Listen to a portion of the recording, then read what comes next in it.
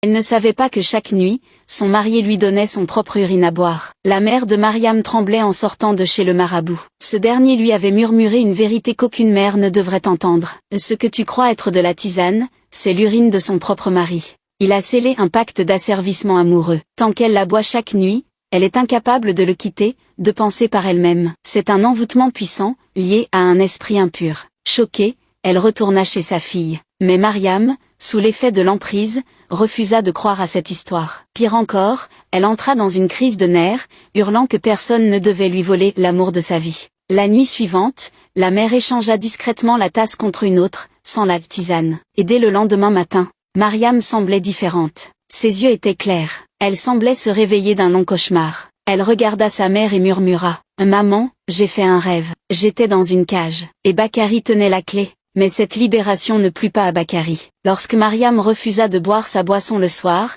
il entra dans une rage incontrôlable.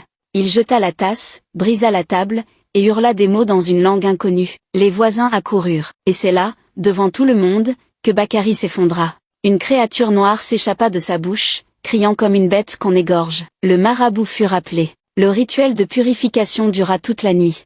Et au lever du jour, Mariam fut enfin libre. Depuis ce jour, elle raconte à qui veut l'entendre. Le vrai amour n'a pas besoin de potions, ni d'emprise. L'amour commence par le respect. Et la tasse, elle a été enterrée loin du village, là où plus jamais personne ne pourra goûter à ce poison d'amour.